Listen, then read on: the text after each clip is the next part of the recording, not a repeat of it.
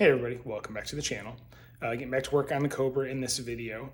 Last video we left off, I was planning on installing the dash and then made a last minute decision to get rid of the nylon feed line for the oil pressure gauge and replace it with copper. So that's where I'm going to start this video. The copper line came in from Amazon. It's just an autometer upgrade kit, I guess, that you can get for their oil pressure gauge. Just that way I don't have to worry about the plastic/nylon line cracking, rupturing, exploding, and spewing hot oil all over my feet, legs, and interior, and also possibly damaging the engine due to lack of oil pressure. So that being said, I'm going to go ahead and get to work on the car. I'm going to start with removing the nylon line that I had previously installed, and then it will be time to start installing the new copper line. All right, so as I said, first thing I'm going to do is get rid of this nylon line. I'm just going to cut it for now just to make it easier to remove it, and then I will unthread the compression fitting from the adapter. I can leave the adapter in the block. That should be fine. It should be the same for the new copper setup, and then that way I can just pull this through the dash where I have it run previously and get it out of the car, and then I can start with the installation of the new copper line. All right, and here we go. Old tubing is out. And actually, I can show you another reason why I do not like this nylon tubing, and I'm glad I'm taking it out. Let's see if I can get it to focus on this. There you go. So these use a compression fitting, and if you look, it's hard to tell, but come on, focus. There you go. You can see the compression fitting is actually kind of sideways on the nylon hose, and it dug into the hose. So, I mean, I really think you would have potential for possible leaks down the road with this. It didn't seat right, and that's the problem with this tubing. Is it's soft, it bends easy, it's just not very durable. So, yeah, glad I'm pulling this out. Glad I'm making the decision up front while it's apart to go ahead and put the copper in. So that is what is next on the list. All right, so this is the kit that I bought that's got the copper tubing, and it has the new adapters, compression fittings and whatnot that you'll need for installation. So I'm gonna go ahead and get this unpackaged and start routing it where it needs to go and see if we can get this thing all set up. All right, so as you can see, I do have it going through the grommet there, still just kind of bundled on that side, but it is coming through the dash right here between the relays as I had it before, and that's what's going to go into the gauge. Now, being that this is a hard line, it doesn't have any flexibility really as far as twist or anything like that. The best way to install this is going to be to install the actual fittings and everything on the back of the gauge, get it tight and torqued, and then I will just tighten the compression fitting down as the dash is going in, if that kind of makes sense, because you're not going to be able to install the compression fitting on the hose and then twist it to tighten it on the back of the gauge or tighten it into the adapter in the block. So I hope that makes sense. It's basically going to be, the side of the compression fitting that mounts to the gauge or mounts to that adapter. Those are going to be installed and tightened, and then the final tightening will just be the actual compression fitting itself, since the tubing is not, or the pipe's not going to bend or flex really easily. Other thing I'm going to do is I do have some of this silicone vacuum line. It's a high temp vacuum line. I am going to run this on the inside, probably, so it'll come out to about here. Just that way it protects it underneath the dash from anything that might possibly rub on it or whatnot over time.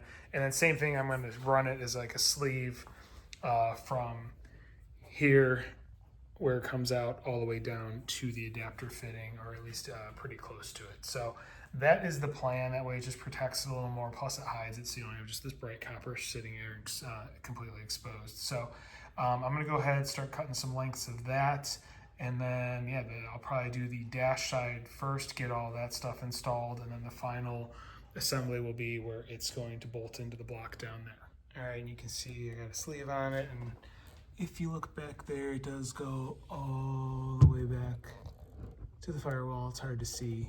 It's not going to focus really well back there. There you kind of see it next to the grommet that goes through the firewall, but that's where it goes through. So anyway, I've got a sleeve all the way through the interior. Next thing is going to be to get the fitting installed on the back of the gauge, and then I can mount the dash in place, at least hang it in the general vicinity of where it's going to be, and get this installed on the back of the gauge, and then it will be installing it in the block. All right, and there you can see the compression fitting is installed on the pressure gauge. Used the same ARP thread sealer, and then just tightened it down. I think it was like a 13 mil on the actual compression fitting, and then I used the 9/16 on the nut that's on the back of the gauge just to hold everything in place. So that's tightened down. Next will be to lay the dash in place, and then I can start hooking up the pipe to the back of the gauge. All right, so as you can see, dash is in place. Nothing screwed in or anything. It's just kind of wedged between the body and the upper brace, and then I have that lower brace just kind of propping it up to make sure it doesn't fall. So as you can see, lots of wiring hanging down, so I need to kind of start working through, getting things hooked up, getting things run where they're gonna go as far as their final resting place goes, things like that. So I am going to get to work on getting things put in place so we can then do the final screw in, and this dash will be complete. All right, so update time. I've been working on trying to hook things back up. A lot of the wires are okay. There's a few that are going to be short, like these ones. These are for the turn signal. You can see where they end right here, and they need to get to a switch up here, so I'm going to have to extend those. Same with the horn wires. That's those two. They're not going to reach the horn button here. The ignition stuff over here is fine. It reaches. I got pretty much everything else plugged in. The other one is the blower motor switch, which is actually going to go. It's not cut out yet, but there's a hole right here. This is where it's going to come out in the dash. I'm going to need to extend the main power wire for that. Everything else is pretty much over here in the dash, behind the dash with the heater box. So I should be able, as long as I extend the main feed wire, be good there. So a little bit of work to do there. I also kind of had to reroute the speedometer cable. You can see it is coming out now here between relays, just like I have the pipe for the oil pressure. It comes through the firewall down right here, but it was just going to show. You would see it sitting down here, just kind of dangling, so that way I have it tucked up behind and then coming through, and I'll be able to kind of tie it up and have it follow along here and then go into the adapter behind the dash here. Big problem I just ran into is I was screwing this in. I got this one here in, and I got that one there in. The center one, this is where I kind of had to make my own tab. Well, guess what? You can see the end of the screw that snapped as I was screwing it in. I hit a tight spot.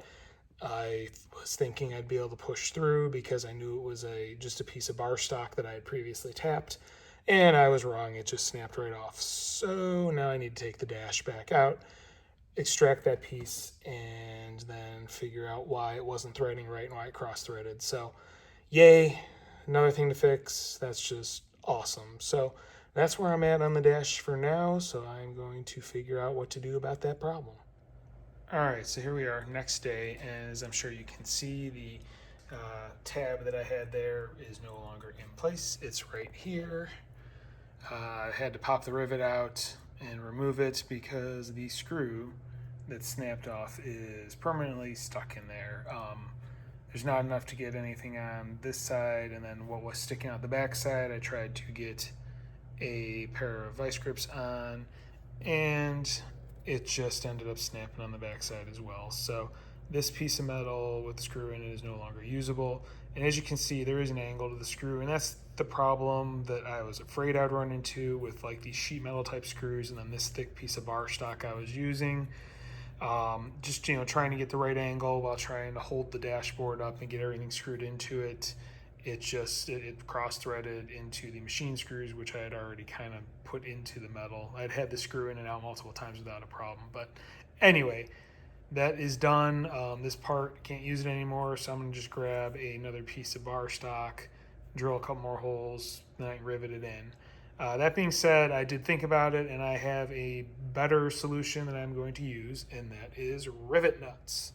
I remembered I had a whole set of different sizes, and I do have, these are 1024 rivet nuts that I'm going to use.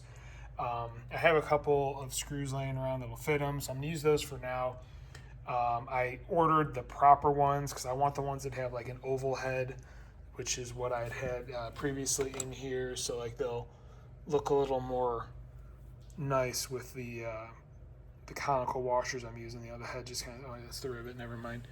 The Phillips head that kind of raises up a little bit not perfectly flat. It just looks better with those like conical washers that are finishing everything off. So have the proper bolts, the machine screws actually ordered, so they should be here in a couple of days, but I can at least probably hang it in place with these shorter ones that'll at least hold it so I can get back to doing wiring. So that being said, I'm gonna drill some holes, install some rivet nuts, and then hopefully I can get this hung back up. All right, as you can see, new tab riveted in, rivet nut installed on that, and then the screw in there, same there, rivet nut and screw, and the last one, rivet nut and screw. So everything's in place. I'm gonna go ahead and try and get the dash fitted again and get back to lengthening wiring and getting everything tied up so we can mark the dash off the list. All right, well, here we go. All the temporary screws are in their places. They're just loosely tightened, nothing crazy, just so it will hold the dash in place. So now that everything is at least where it's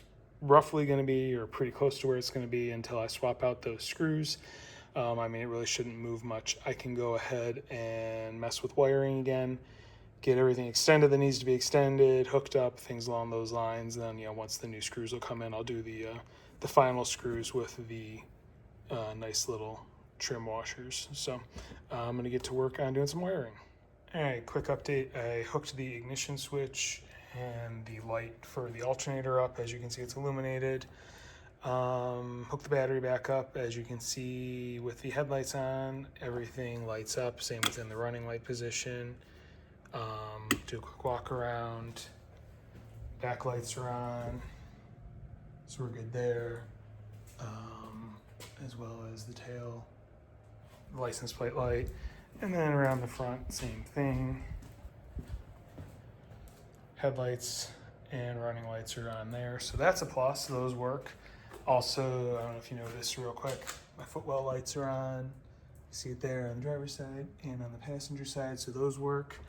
The only issue I found is when I push the bright button down there to turn on the high beams, nothing happens. It doesn't illuminate the light in the dash, and it doesn't, and the headlights go out completely. So I'm thinking it's something that's a second relay, so I'll just have to double check, make sure everything's hooked up and there's not a loose terminal somewhere with that. So step in the right direction, but I still need to go ahead and extend out the horn wiring, which I started cutting terminals off that, and then the turn signal wiring, and then I can test those, make sure they work. But fuel gauge works, that's hooked up, so that's good. Voltage gauge, which works obviously, and all my dash lights work. So steps in the right direction. So I'm gonna go ahead and start messing around with that last bit of wiring that needs to get hooked up, and then I can try and troubleshoot the high beams. All right, time for an update. I went ahead and lengthened all the wires, so you can kind of look under there, see stuff is hooked up now and it's not hanging down anymore. Ignition's on, horn works, good to go there. Turn signal switch here, go up for right, and got a flash in, or sorry, left, and left, and then down for right. And we got a winner in the back, and it looks like we got a winner in the front. So turn signals and horn are resolved. Everything is hooked up there now. So that's a win. I guess I just need to figure out now what the issue is with the high beams. I need to extend the wire and get the blower switch mounted in the dash. And I think that's about it as far as wiring goes. I'll have to just, crawl under there and double check, but I think those are the big hitters that I need to take. Oh, and yeah, the high beams, blower switch. Yeah, that should be it as far as wiring. So anyway, I'm gonna get back to work and see if I can get those things resolved. All right, so here I am messing around with the lighting. What I did, I figured first thing I would check, because really the only thing I've changed in the light electronics setup is the switch to go from high to low. So I unhooked everything from the new switch and put it on the old toggle switch, double checked it, and yeah, still no high beams. The lows work fine. So it does appear something is an issue as far as the circuit goes. I think I did move some grounds around and whatnot, so maybe the ground or whatnot for the high beam relay got loose. So it looks like there is something that I need to dig a little deeper into as far as why the high beams are not working. So it's going to be a little more involved than I thought, unfortunately. That being said, I also just realized how long this video has already gotten. So what I'm probably going to do is call it a video here. Next video on the Cobra, I can pick up with, trying to resolve this issue, getting the wiring done for the blower motor, get that switch installed in the dash that's currently hanging there. I just need to finish tying a few things up under the dash just to clean things up. Still need to get the oil pressure sending unit that you can see there, the pressure line in the back of the gauge, and then also hook it up to the block. Then I can try cranking the engine over, test that gauge, make sure everything works there. And then I think the next thing will be a video on doing a custom brace. That's the Factory 5 brace. The way it's designed is you're supposed to just rivet it into the base, and it's got this cross beam there. I don't like that. I'm going to cut all that stuff off, I think, and put some riv nuts in the bottom of it and actually bolt it in through the bottom. It'll just look more accurate. That's kind of my thought, at least. So yeah, definitely more to come on the Cobra. I am thinking next video I'm going to upload is going to be one on the Gladiator, because I just got a new part for it that I want to get installed, so I can do a quick review and installation video on that part. But then after that I can come back to the Cobra and get back to work on this. So if you like what you're seeing, you want to follow along, please do so. There's going to be a lot more coming on this car. If you have any questions or comments, definitely leave them in the comments section. I do review them. I will respond. Do appreciate any feedback. And that being said, thank you for watching and have a great day.